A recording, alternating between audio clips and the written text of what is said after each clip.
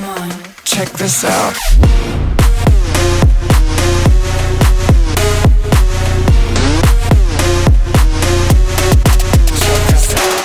Hi everyone, and welcome to my very first video on my brand new 1390 Super Duke R EVO. So before I even get started on this bike and give you my first impressions review, as I'm literally picking up just now as I bought it, I want to invite you to, well, first of all, subscribe to the channel to watch more videos on the 1390. But also make sure you check out the previous video where I revealed this bike for the first time, for the very first time, and that's where I answer most of your questions. But just listen to this.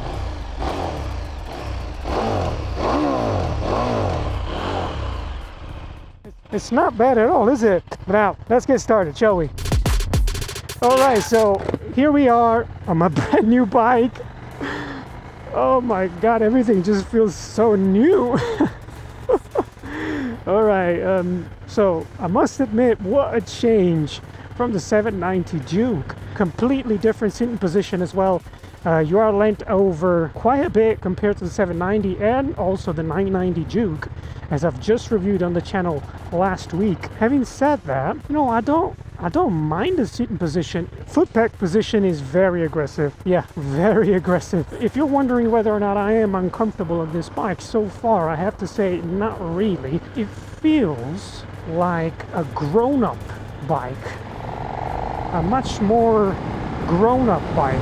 Now bear in mind, we have to run this bike in, so don't expect me to jump to 100 miles an hour. We've got to run it in properly. The rev counter will start flashing at me at about 6,000 RPM, so I am going to take it relatively slow up until I run it in properly, and then it will go in for its first service as soon as I possibly can. Stopping at the lights, very comfortable indeed. I can reach the floor very, very easily as well. Now let's get on the highway here. Motorway.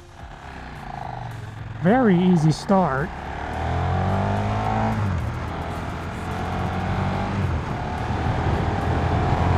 $70 miles an hour, just over, or just actually under 4,000 RPM.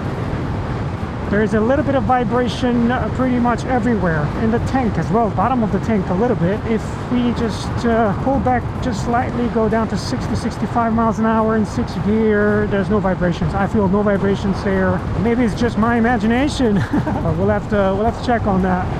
Overtaking is very, very smooth, very easy. I'm currently in street mode for throttle response and street mode in terms of suspension as well.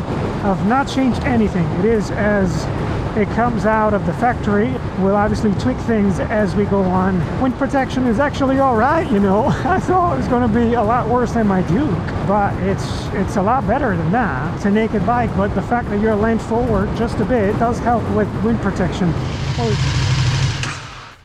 I just bought this thing and there's lights flashing everywhere. Traction control light on, the dashboard switches off and on. Yeah, really? I know, right? Holy shit, I think it's a battery thing. Well, it turns out that it just needed a bit of a charge. That's all.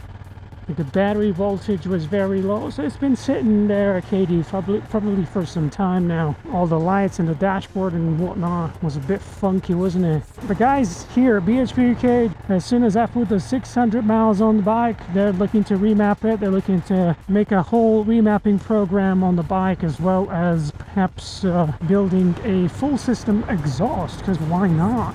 That's what BHP UK has been doing in the last few months, and I expect nothing less from them. But just going back and talking about this bike, it is so comfortable. First time ever I have bought a bike that has semi-active suspension, and I've ridden many obviously with them. It's gotta be right up there. I feel that the bike soaks bumps really, really well. I'll need to test it out a little bit longer. The only thing that's now not working is the quick shifter. Everything else works. But the brakes are really nice too. There's so much progression at the brake lever. I'm just going over bumps. It's not a firm ride. It really isn't in street mode. It feels really plush, really composed. But as I said in the beginning, this is not a video where I'm going to push this bike to its limit or anything like that, because again, I just picked it up now.